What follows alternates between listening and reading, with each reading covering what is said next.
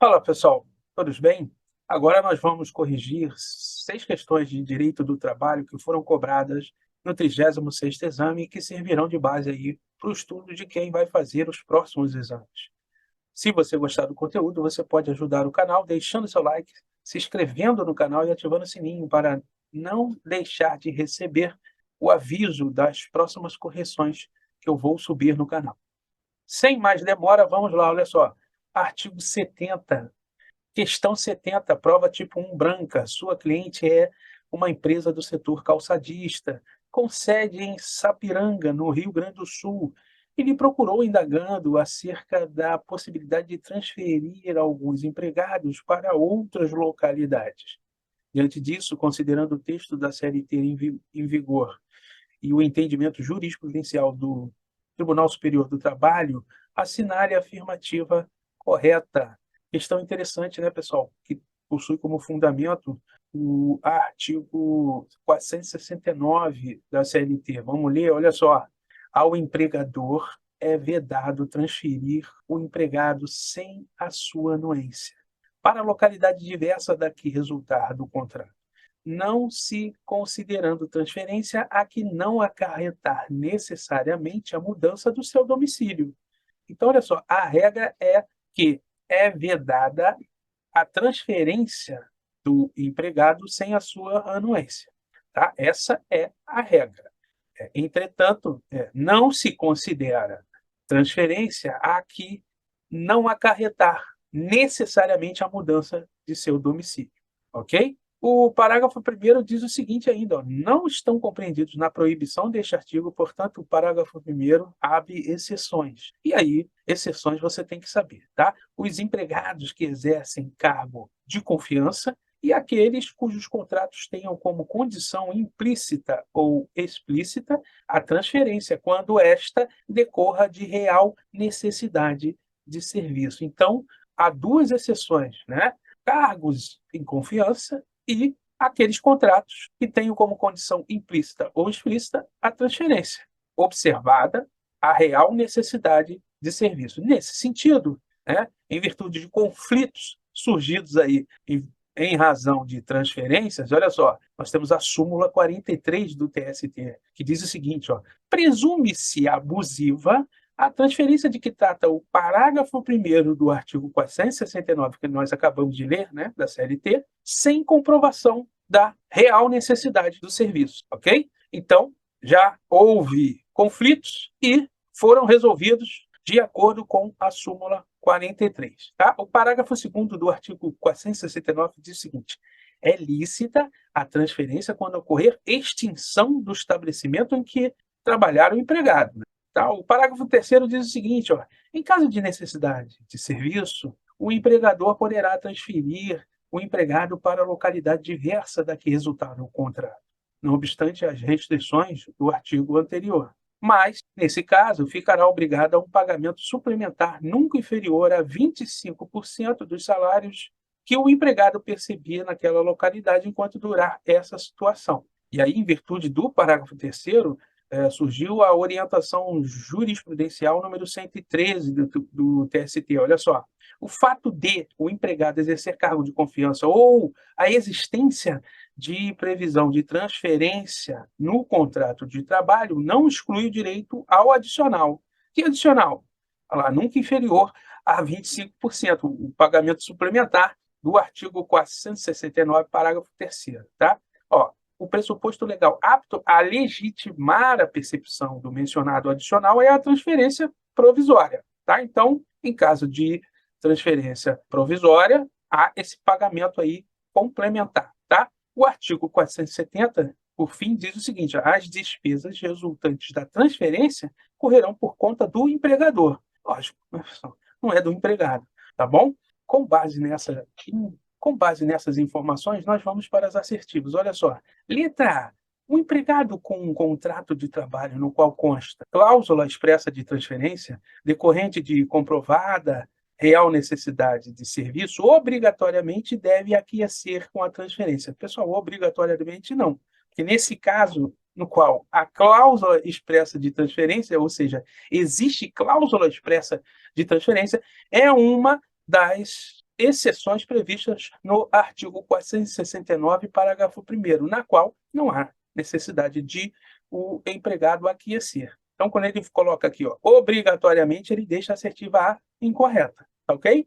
B, apenas são consideradas transferências aquelas que acarretem necessariamente a mudança de domicílio do empregado. Perfeito, é o que consta no artigo 469, a segunda parte, né, do caput, a contrário senso, né? Por quê? Porque a segunda parte diz o seguinte, ó, não se considera transferência a que não acarretar necessariamente a mudança de seu domicílio. Então, a contrário senso, considera-se transferência a que acarretar necessariamente a mudança do domicílio. Esse é o conceito de transferência que gera toda essa celeuma aí do artigo 469, tá? Portanto, o gabarito é a letra B. Letra C. Em caso de necessidade de serviço, o empregador será livre para transferir o empregado provisoriamente, desde que com a aquiescência deste, sendo desnecessário o pagamento de qualquer outra vantagem ou benefício ao empregado. Mentira, né, pessoal?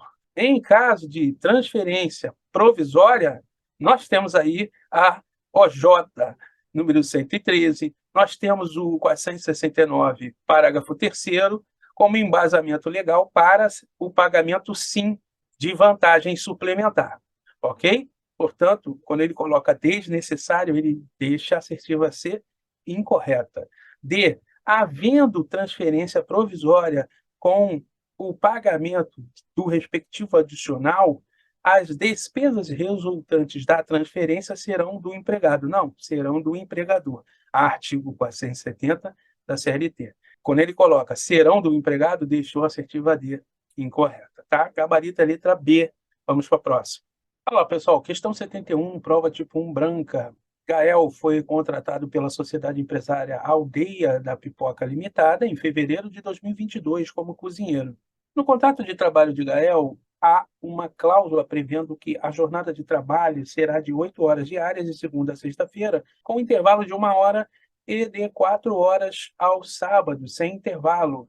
Na mesma cláusula, há previsão de que, havendo realização de horas extras, elas irão automaticamente para um banco de horas e deverão ser compensadas em até 5 meses. Em conversas informais com os colegas, Gael ficou sabendo que não existe nenhuma previsão no banco de horas em norma coletiva da sua categoria profissional. Considerando a situação retratada e os termos da CLT, assinale a afirmativa correta. Questão interessante, né, pessoal, que trata de banco de horas e para você poder resolver essa questão, você deveria ter o conhecimento do artigo 59 da CLT. Vamos ler? Olha só. A duração diária do trabalho poderá ser acrescida de horas extras em número não excedente de 2, por acordo individual, convenção coletiva ou acordo coletivo de trabalho. Parágrafo 1º. A remuneração da hora extra será, pelo menos, 50% superior à da hora normal. Parágrafo 2º. Poderá ser dispensado o acréscimo de salário se, por força de acordo ou convenção coletiva de trabalho, o excesso de horas em um dia for compensado pela correspondente diminuição em outro dia, de maneira que não exceda, no período máximo de 1 ano, a soma das jornadas semanais de trabalho previstas, nem seja ultrapassado o limite máximo de 10 horas diárias. Parágrafo 5º diz o seguinte, ó, o banco de horas de que trata o parágrafo 2º deste artigo poderá ser pactuado por acordo individual escrito. Então, olha só, pessoal, o parágrafo 5º resolve a questão. Por quê? Porque a dúvida era justamente essa. Poderia ter cláusula em acordo individual escrito que não estivesse também previsto em norma coletiva? Pode sim, né? É o que acabamos de ler no parágrafo 5º. Os colegas, né, desavisados aí de Gael, insinuaram que isso não poderia acontecer, não é? Mas nós já vimos aqui, você como advogado ou advogada vai dizer sim, no caso dele, de compensação em até 5 meses, pode sim ter essa cláusula de compensação de horas, ou seja, banco de horas, por escrito lá no seu contrato individual do trabalho. Vamos continuar lendo o parágrafo 5º, olha só. O banco de horas, de que trata o parágrafo 2º deste artigo, poderá sim ser pactuado por acordo individual escrito, desde que a compensação ocorra no prazo máximo de 6 meses e no contrato dele estava previsto 5 meses. Então, está dentro aí da lei e não há problema nenhum, tá? Nessa cláusula aí do contrato de Gael, tá? Para resumir, eu trouxe aqui, ó, banco de horas e o tipo de negociação, ó. Anual, né? Para ter vigor anual, tem que estar previsto lá em acordo com convenção coletiva de trabalho para o período de 1 ano, né? Semestral, acordo individual por escrito, né? No prazo máximo de 6 meses. E mensal pode sim também ser por acordo individual, tácito ou escrito, tá? No caso de semestral, só pode ser por escrito, tá bom? Olha só, vamos para as assertivas. Letra A, trata-se de cláusula nula. Não, não é nula, já explicamos por quê, né? Está certinho dentro do que prevê o parágrafo 5º do artigo 59 da CLT, tá bom? Então a cláusula não é nula. B, é possível a pactuação individual do banco de horas desde que a compensação seja feita em até 12 meses. Não, olha só, para ela ser feita em até 12 meses, há necessidade de acordo ou convenção coletiva, tá? Então, está errado aqui a letra B. C, a cláusula é válida, sim, é válida, porque a compensação ocorrerá em menos de 6 meses. Sim, em menos de 6 meses, ó, cabendo acerto individual com o empregado para a instituição de banco de horas, que foi feito acordo por escrito com cláusula prevendo essa situação, tá? Gabarito é letra C. D, trata-se de cláusula nula, nós já vimos que a cláusula não é nula. Vamos continuar lendo, ó, porque a instituição do banco de horas precisa ser feito, entenda-se, em todas as situações, né, por acordo coletivo de trabalho, o que é uma mentira, tá bom? A letra D está incorreta. Gabarito é a letra C. Vamos para a próxima. Olha lá, pessoal, questão 72, prova tipo 1 branca. João da Silva se submeteu em novembro de 2021 a um processo seletivo para ingresso em um banco privado. Meses depois, recebeu um e-mail do banco informando que ele havia sido selecionado para a vaga. O e-mail solicitava a apresentação na sede do banco em 5 dias, com a carteira de trabalho e demais documentos pessoais. E por causa disso, João da Silva recusou a participação em outros 2 processos seletivos para os quais foi chamado, resolvendo focar as energias no futuro emprego no banco. Ocorre que, no dia em que se apresentou no banco, o gerente do setor de recursos humanos pediu desculpas e alegou ter havido um engano. Segundo ele, o selecionado foi realmente João da Silva, mais um homônimo, e, por um descuido do setor, enviaram a informação da aprovação para o e-mail errado. Nenhum documento foi exibido a João da Silva, sendo que o gerente renovou o pedido de desculpas e desejou boa sorte a João da Silva. Diante dos fatos narrados e das normas de regência, assinale a afirmativa correta. Pessoal, questão interessante aí que trata aí de responsabilidade pré-contratual, que pode gerar aí dano moral, tá? Isso aí já é jurisprudência do TST, ok? Eu trouxe um exemplo aqui para nós lermos. Olha só, recurso de revista, competência da Justiça do Trabalho, responsabilidade pré-contratual, dano moral, ó. Segundo o princípio da boa-fé objetiva, que se aplica a todos os contratos, inclusive trabalhistas, previstos nos artigos 113, 187 e 422 do Código Civil, as partes devem agir em conformidade com os parâmetros razoáveis de boa-fé, tratando o contratante como parceiro e buscando relação de cooperação. De acordo com as novas diretrizes do Código Civil de 2002, a boa-fé objetiva deve informar todas as fases do processo. Conclui-se, de Sartre, pela competência da Justiça do Trabalho para conhecer e julgar pedido de indenização por danos morais ocorridos nas negociações preliminares. Então, a empresa pode ser responsabilizada se causar dano ou prejuízo ao candidato ao emprego, né, em negociações preliminares. Então, você vê a importância de uma equipe de RH sintonizada, né? Continuando, ó, por que decorre de relação de trabalho, ainda que na fase das tratativas, ok? Recurso de revista que foi conhecido e provido. Sabendo agora disso, vendo dessa possibilidade, nós já podemos ir para as assertivas. Olha só, diante dos fatos narrados e das normas de regência, assinale a afirmativa correta. Letra A, nada há a fazer. E aí? João não tem nada a fazer? Você, como advogado ou advogada, você ia com certeza falar que ele tem muito a fazer, tá bom? Então, a alternativa A está incorreta. em virtude da jurisprudência do TST, tá bom? B, o banco deverá ser obrigado a contratar João da Silva. Aí também não, né? Foi para o outro extremo. Lógico que o banco não está obrigado a contratar João da Silva. Na verdade, o que ocorreu foi um dano, já que ele tinha descartado outras entrevistas, outros processos seletivos. E, com fundamento no 113, 187 e 422 do Código Civil, o banco pode sim ser responsabilizado, ok? Então, não é obrigado a contratar João da Silva, tá bom? Se a situação envolve dano pré-contratual de competência da Justiça do Trabalho, é o gabarito da questão, conforme nós vimos aqui na jurisprudência apresentada, tá? D, uma vez que não houve contrato formalizado, a eventual responsabilidade civil deverá ser analisada pela Justiça Comum.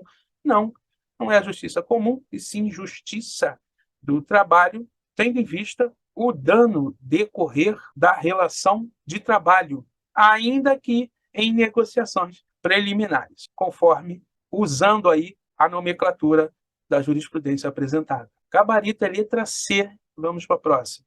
Olá, pessoal, questão 73, prova tipo 1 branca. Lúcio Lima foi contratado para trabalhar em uma empresa do ramo de construção civil. Seu empregador descumpriu inúmeros direitos trabalhistas e, notadamente, deixou de pagar as verbas rescisórias. No período, Lúcio Lima prestou serviços em um contrato de subempreitada, já que seu empregador fora contratado pelo empreiteiro principal para realizar determinada obra de reforma. Diante desse cenário, Lúcio Lima contratou você como empregado ou empregada, como advogado ou advogada, para ajuizar uma reclamação trabalhista, sobre a hipótese, segundo o texto da CLT em vigor, assinar a afirmativa correta. Então, aí, questão interessante, porque trata especificamente do contrato de empreitada e subempreitada, que tem previsão expressa lá no artigo 455 da CLT. Olha só. Nos contratos de subempreitada, responderá o subempreiteiro pelas obrigações derivadas do contrato de trabalho que celebrar, cabendo, todavia, aos empregados o direito de reclamação contra o empreiteiro principal pelo inadimplemento daquelas obrigações por parte do primeiro. Parágrafo único. Ao empreiteiro principal fica ressalvada, nos termos da lei, ação regressiva contra o subempreiteiro e a retenção de importâncias a este devidas para a garantia das obrigações previstas neste artigo, ou seja, as obrigações trabalhistas. Além disso, nós temos lá a OJ 191, e diz o seguinte: diante da inexistência de previsão legal específica, o contrato de empreitada de construção civil entre o dono da obra e o empreiteiro não enseja responsabilidade solidária ou subsidiária nas obrigações trabalhistas contraídas pelo empreiteiro, salvo sendo o dono da obra uma empresa construtora ou incorporadora. Aí, se for construtora ou incorporadora, há sim obrigação subsidiária, tá? Ademais, eu coloquei aqui uma observação para vocês dizendo o seguinte, ó, o texto legal lá no 455 da CLT não cita responsabilidade solidária, não podendo esta ser presumida, tá? Então, entre subempreiteiro e empreiteiro, há responsabilidade subsidiária, ok? Diante dessas conclusões, nós já podemos ir para as assertivas. Vamos ler a letra A, ó. Cabe ação em face de ambas as sociedades empresárias que figurarão no polo passivo da demanda.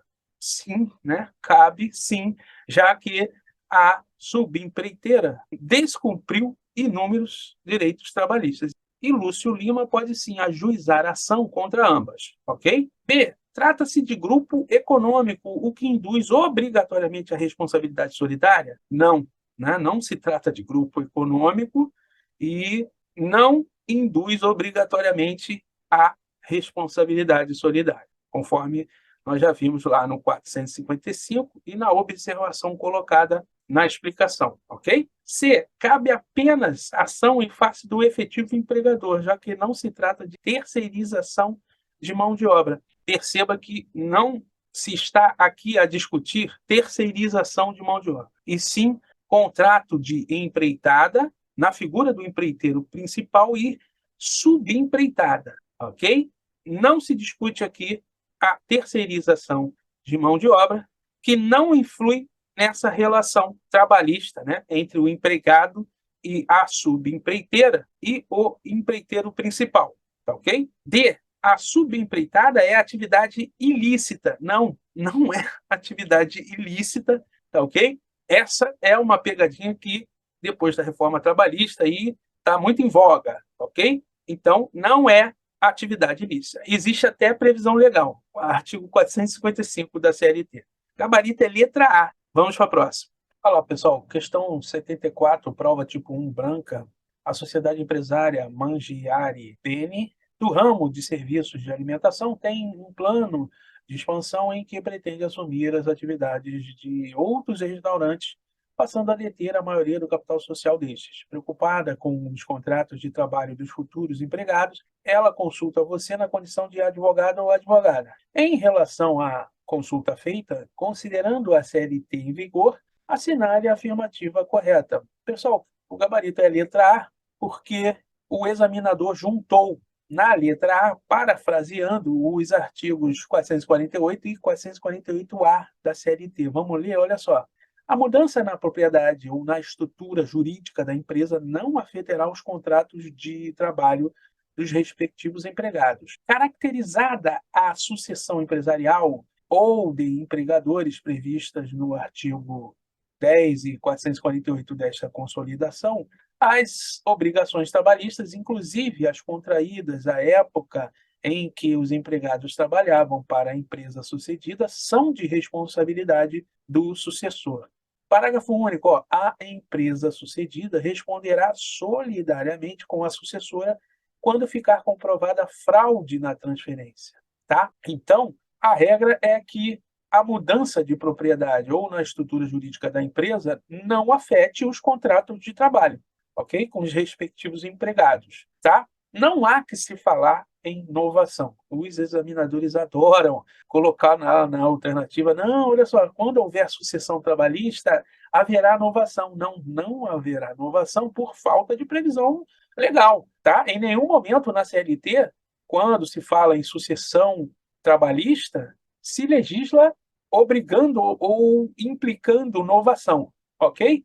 Além disso, o artigo 10 da CLT fala o seguinte, ó, qualquer alteração na estrutura jurídica da empresa não afetará os direitos adquiridos por seus empregados, ok? Então, o contrato de trabalho é sagrado, né, para a CLT. De posse desse conhecimento, nós já podemos ir para as assertivas. Olha só, letra A mudança na propriedade ou na estrutura jurídica da sociedade não afetará os contratos de trabalho dos respectivos empregados, mas em caso de sucessão de empregadores, as obrigações trabalhistas, inclusive as contraídas à época em que os empregados trabalhavam para a sua empresa, para a empresa sucedida, são de responsabilidade do sucessor. Sim, tá? É o gabarito da questão, porque parafraseia o artigo 448 junto com o artigo 448-A da CLT, tá bom? Letra B está errada porque afirma que as obrigações trabalhistas contraídas à época em que os empregados trabalhavam para a empresa sucedida são de responsabilidade desta, ou seja, da sucedida, não havendo responsabilidade para o sucessor, o que está totalmente contra ao que afirma o artigo 448-A, tá? C. Em caso de comprovação de fraude na sucessão de empregadores, a empresa sucessora responde como devedora principal e a sucedida responderá subsidiariamente. Não. Em caso de fraude, haverá responsabilidade solidária, tá bom? D. Em caso de sucessão trabalhista, esta implicará novação. Olha aí, ó, o examinador tentando te pegar com a novação. Não há previsão legal para isso na CLT, portanto, a letra D está incorreta. Gabarito é letra A. Vamos para a próxima. Olha lá, pessoal, questão 75, prova tipo 1 branca. A partir de 2021, uma determinada sociedade empresária passou a oferecer aos seus empregados gratuitamente plano de saúde em grupo como forma de fidelizar a sua mão de obra e para que o empregado se sinta valorizado. O plano oferece uma boa rede credenciada e internação, se necessária. em enfermaria. Tanto o empregado quanto os seus dependentes são beneficiários. Todos os empregados se interessam pelo plano e assinaram o documento respectivo de adesão. Em relação a essa vantagem, de acordo com a CLT, assinale a afirmativa correta. Pessoal, questão interessante, porque trata do artigo 458, parágrafo 2º da CLT. Vamos ler, olha só. Para os efeitos previstos neste artigo, não serão consideradas como salário as seguintes utilidades concedidas pelo empregador. Inciso 4, olha lá, assistência médica, hospitalar e odontológica prestada diretamente ou mediante seguro-saúde. Portanto, essa utilidade não integra o salário para qualquer fim, tá? Então, você deveria ter esse conhecimento e, com esse conhecimento, chegar à alternativa correta. Além disso, o parágrafo 5º diz o seguinte, ó, o valor relativo à assistência prestada por serviço médico ou odontológico, próprio ou não, inclusive o reembolso de despesa com medicamentos, óculos, aparelhos ortopédicos, próteses, órteses, despesas médico-hospitalares e outras similares, mesmo quando concedido em diferentes modalidades de planos e coberturas, não integram o salário do empregado para qualquer efeito, nem o salário de contribuição para fins previdenciários, ok? Então, você deveria ter essa consciência, né? Até porque se isso integrasse o salário e, inclusive, para fins previdenciários, é lógico que nenhum empregador ia sustentar essa conta, tá bom? Diante desse conhecimento, nós já podemos ir para as assertivas. Olha só, em relação a essa vantagem, de acordo com a CLT, assinale a afirmativa correta. Letra A, o benefício não é considerado salário-utilidade e, assim, não haverá qualquer reflexo. Perfeito, esse é o gabarito da questão. Essa é a alternativa que você deveria assinalar, tá? Letra B, o plano, por se tratar de salário in natura, vai integrar o salário dos empregados. Não, não vai integrar o salário dos empregados, tá bom? E não é salário in natura, tá ok? C, o valor do plano deverá ser integrado ao salário. Não, não deverá ser integrado ao salário. O valor relativo ao empregado não será integrado ao salário, mas o valor referente aos dependentes refletirá. Não, nem o relativo ao empregado, nem em relação aos dependentes, tá bom? A letra D está incorreta. Gabarito é letra A. Com isso, nós corrigimos 6 questões de direito do trabalho que foram cobradas aí no 36º exame. Espero, com isso, tê-los ajudado. Um forte abraço. Até a próxima.